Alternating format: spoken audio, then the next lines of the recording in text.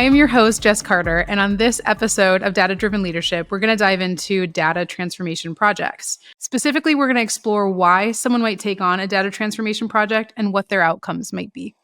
Ultimately, we want to explore what the value of those projects are. To help me solution on the spot is Kyle Roberts, Client Success Leader at Resultant. Hey, Kyle, how are you? Hey, doing very well. Thanks, Jess. Good. Well, hey, thanks for joining me for solutioning on the spot. So really quickly, before we get into our scenario, can you just share a little bit about why Kyle and why data transformation? Oh, that's a great question. So it's funny because I come into the data transformation from actually an academic background. So I was a professor of statistics for a while and then did research at another institution. But now that I'm in consulting, it's more of the less theoretical, more boots on the ground, which just fits me a lot better. And so in helping clients do data transformation projects, this is something that I'm like, okay, we're actually making a difference instead of theorizing about something that only professors care about, which is just the worst ever. And so like, it's funny, I was a professor and I didn't even like who I was at that time. Like, I want to actually make a difference now. So we're moving into that now. That's awesome. I'm pretty interested in both the academia and the pragmatic realities of data, and both have their advantages, but somewhere in the middle seems to be a lot of fun. Well, and it's funny too, because I would use all these data sets with my students and I would always give them like, hey, here's how it is. And then you get into the real world and you go, no data is this clean. I mean, it just is totally, completely impractical. But now kind of turning like the topic today of turning the data transformation. I mean, that's everybody wants to have the data sets that are as clean as you see in an academic setting, but nobody does, right?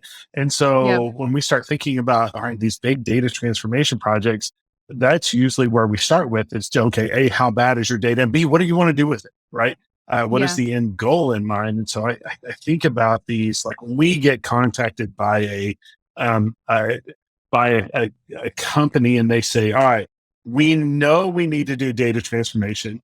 And then generally the response is, well, why? Well, because everybody else is doing it. Okay, that's a great reason. We should jump off that cliff too, right? And so just the idea that they're not coming through with, all right, here's why we know we need to do that. I think that's why most people, when they think about data transformation, they just go, okay, I just know I need to do something with my data. Not, I need to start with the end in mind of I need to get to a point where it's usable for this thing. And generally they think of it like, let's boil the ocean and see what comes out. Well, what comes out is dead fish, right? We don't need to boil the ocean. What we need to do is actually start with a plan of, okay, what is it we want to do with our data? And then we start transforming it to answer that question. And so many companies just don't start with that end in mind. They're just like, all right, we're going to start a new initiative because we have some budget and we feel like we need to start doing stuff with our data. Oh, it's a terrible idea. Terrible idea. Yeah.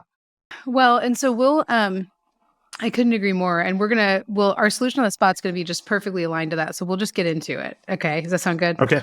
So, Let's go.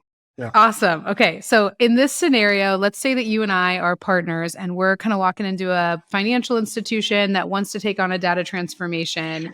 And, the reality too is like one of the first things I'm going to ask is, and I'd love for you to expound on this too, is like what does a data transformation mean to them? When we say data transformation, what do we even mean? Right. So it would seem that like the data that's coming in from your source systems or wherever data is generated may not necessarily be useful. Okay. So let's think about that in terms of like, if we have a cash register receipt, like that's what a bill of sale that's actually happening at the point where data is being generated, right? And so, but all you're seeing is on the cash register receipt is here's our what was sold for how much, but we don't know the profit on that. We may not be able to pull out of that, how many we've sold that month or things like that. And so really when you're doing those data transformation projects, what you're trying to do is integrate a lot of your data so that you get better meaning out of it. And so I may know something, and again, to think about, maybe I have a camera that's letting me, watch the ethnicity of each person that is checking out. So now I know, okay, this ethnicity is tending to buy this more of this thing or more of that thing. And if I'm in a certain area, I may want to target my business towards that. Or we may even look at it and go, okay, my cash register receipt is only telling me that they brought bread. It's not telling me what type of bread. And so now I look at it and go, okay, now I need to integrate with my other pieces of data in order to transform that what's happening at the cash register into something that's meaningful and actionable for me, that now I can actually make a plan for my business and how it would change my business as a result of that. And so that's what we're doing with data transformation, is we're trying to take more meaning and put it into the things that are being generated out of our source systems. Yeah. I love that definition, taking more meaning and basically pulling our data together to generate that, to give us insights to run our business. I think that's an amazing, because that applies to both private and public sector, because most of my data transformation works has been in the public sector.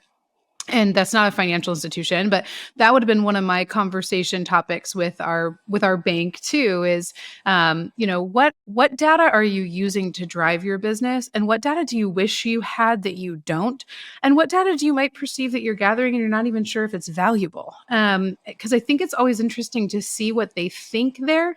And oftentimes we find a way to leverage data that's being collected that they were kind of casting aside. They didn't know it was valuable, and generate some meaningful insights into their business, right? Oh, yes. I love that too. When they ask a question and okay, we can't know the answer to this.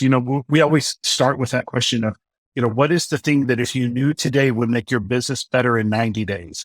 Like that's a Mm, good question to start with. And then, yeah. so you start with the question in mind, and then you go, okay, do we have that data? And a lot of times you're right, Jess, that they'll know they didn't even know they were collecting it. And so, and Right. especially it seems like the higher up you go up the ladder, when you get to the C-suite, they didn't know that all of this data is being archived in a really old DB2 system or some data stage or something crazy like Right. that, super old, right? That nobody uses anymore. And so everybody forgot about it because it's connected to some, tractor printer that's got a thing that goes while it's printing out, because they think, well, it's really old. It may still be really useful data. Yes. And so, but they didn't know they were collecting it. And now you can integrate that into all the other pieces of data that you had. Now you've got this great transformation project where you have meaningful insights that you can derive from that. Yeah. Yeah. Well, if you start from that meaning, if you start from the point that you've laid out for them, which I really appreciate, that point of kind of how do we generate more meaningful data or insights.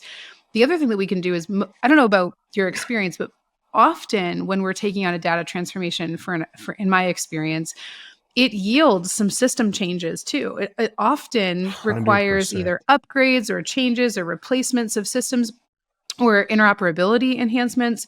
And what I've noticed is they can approach those differently too. So often, if you're not approaching a system modernization or interoperability enhancements through the lens of what's meaningful to my business, you lose Mhm. something. You either lose an opportunity or you lose critical data that no one knew was critical because you weren't approaching the work from a is this meaningful to my business? Can it drive meaningful insights perspective?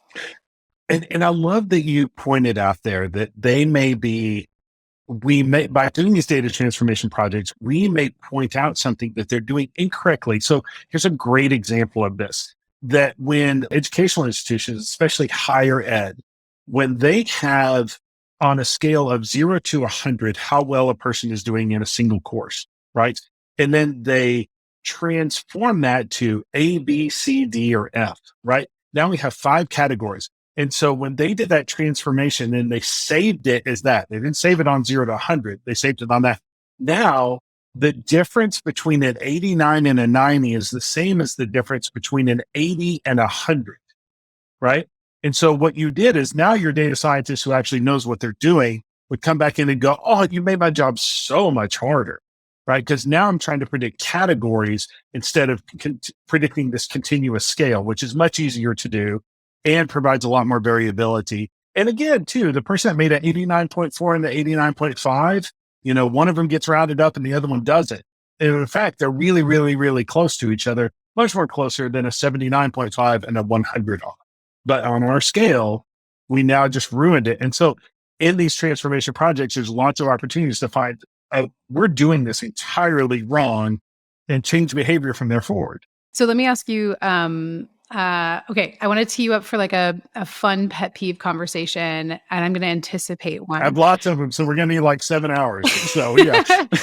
Let me ask you this. So, in my experience, a lot of times clients will get really excited about their data transformation, and they anticipate that they need before they even pull us in, really smart, data scientists. So they'll grab a data scientist, they'll hire them, they'll full time staff them.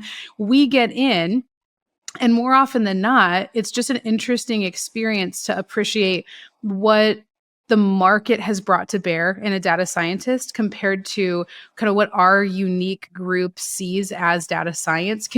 Have you had that experience, and could you elaborate more on what that feels and looks like? So much so. And in fact, so, I mean, it's just almost like when you're going now, wow, we're so inundated with data scientists that the term that you just used, smart data science, is an oxymoron now, that it's just, people are just not smart. And I think it's partly our own fault. It's that, there's no standards for data science. There's no, governing body that says, yes, this is a data scientist. No, this isn't. I mean, someone who's taken a beginner class on Tableau could go, I'm a data scientist. And, Yeah, there's no one that could say, yeah, you are, you're not. And so those data scientists who really kind of are worth their salt, I think, what was it in 2018? I remember reading an article. I think it was in Bloomberg, but I'm not sure. But I remember reading an article, and the lead on the article was data science is the new sexy.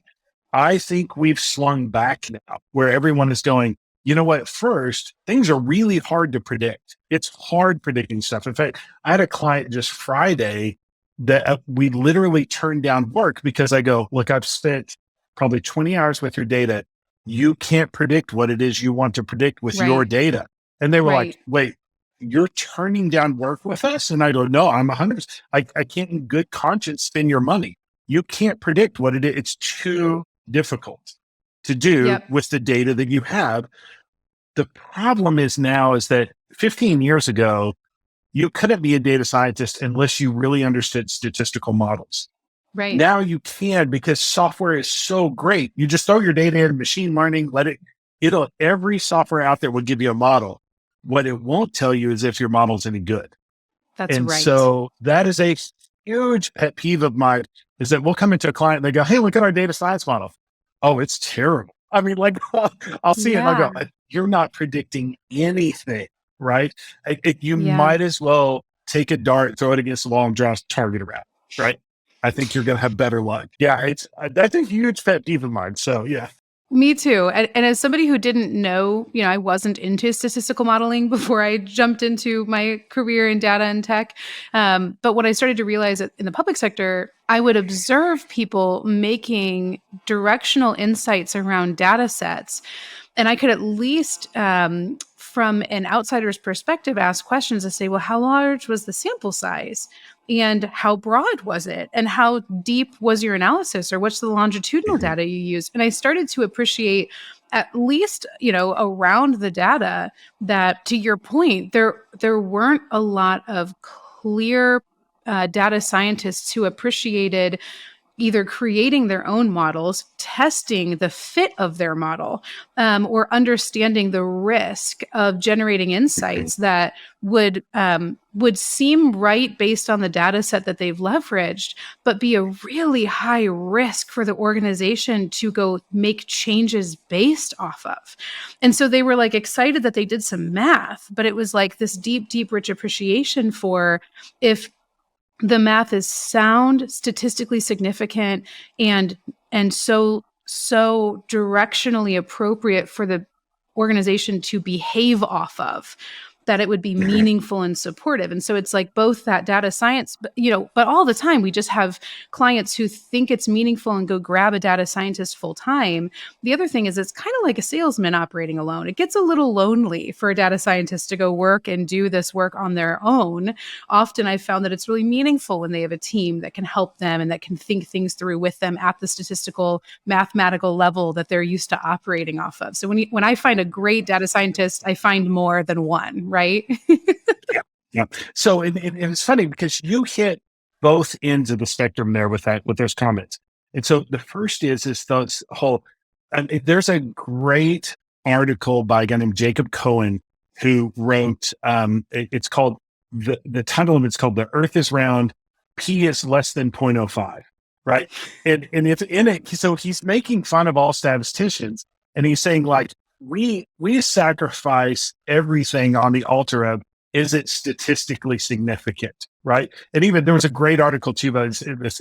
Rostand and Rosenthal wrote one, and they go in it. They said, surely God loves the 0.06 nearly as much as the 0.05, right? And again, they're just poking fun at everybody, but it was a great poke fun because we all realize that we go, Yeah. we're treating this as a pregnancy test, and we're not asking the question that you just said. Even if you're statistically significant, are you practically significant? Like, Yeah. because if you put enough people in your data set, you're always going to find statistical significance. But your practical significance may be less than zero. I mean, that may be none at all. And so, but then again, the opposite side of that is, with a client one time, we were talking and they go, I go, how many people were in your model that you usually, originally did to do this? And they go 42. And I go, okay, that works for Douglas Adams and writing novels, but it's not going to work for you, right? It's not the perfect number here. It's not the answer to all civilization. And so pulling that back out and going, okay, do we have enough people? And then other times going, do we have way too many? So we really need to look at practical skill. You said it perfect. Both of those things are important. Yeah. That's awesome. Well, okay. So I can tell that we could talk about data transformations all day.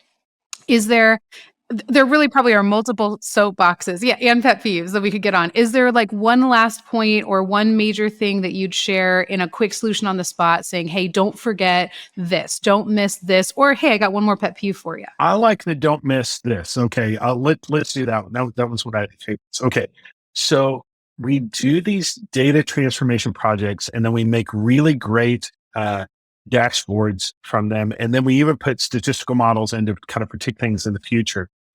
If my major professor, when I was at Texas A&M, we work on my dissertation, she was brilliant because when I wrote the dissertation, she handed it back to me and she goes, I stopped reading after chapter 2. And I'm like, but the chapter 3 is where it got really interesting. She goes, yes, try it again. Explain it to me like I'm your grandmother.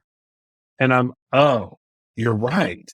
I was doing things that I understood, but that no one else got. And so that affected me for the rest of my life. And the reason now, when I'm with a client, I'm always thinking, okay, who is going to use this? And can I present it in a certain way that they can actually make a decision with the transformation that I'm doing? And if they can't, then I totally missed it. And so there's part of that when we're doing discovery, I'm asking questions about like, hey, how much do you understand? And what do you look at? And, things like that. And I even had one client one time that was like, I don't care what your dashboard looks like. At the end of the day, print it out on a piece of paper and put it on my desk. And I'm like, okay, it doesn't need to be interactive. It doesn't mean that's what is going to be actionable for them. So if I can't translate all this work that we did into something like that, there's not even worth doing, right? Or I'm not worth my salt, right? I've got to get to the end user. You're just making me smile and look back at my career at the number of times that the operation of an organization wanted dashboards, but the executive leaders were like, print them, bring them into the meeting and lay them on my desk. I don't want to look at a computer screen. And if we weren't going to do that, what was the point? Like that was, it can feel a little bit, you have this moment where you're like, but it's a cool, sexy dashboard. And then there's this moment of that is what they need to operate. We have to meet them where they're at. The data has to meet them. I love that perspective, Kyle. That's awesome. Yeah, it doesn't matter that you did some multi-level Cholesky decomposition with zipper estimation. Nobody cares, right? Give them something they can use. I mean, yes, maybe when you're at your stat conference, everybody go, oh, that was really clever, but nobody cares. Can they make action on it? Yeah. That is so cool. Kyle, thank you so much for joining me for Solution on the Spot. This is Thank awesome. you. This has been a blast. We'll have to soapbox about more things in the future, right? Happy to. Thanks for listening, guys. I'm your host, Jess Carter. Don't forget to follow the Data-Driven Leadership wherever you get your podcasts and rate and review us, letting us know how these data topics are transforming your business. We can't wait for you to join us on the next episode.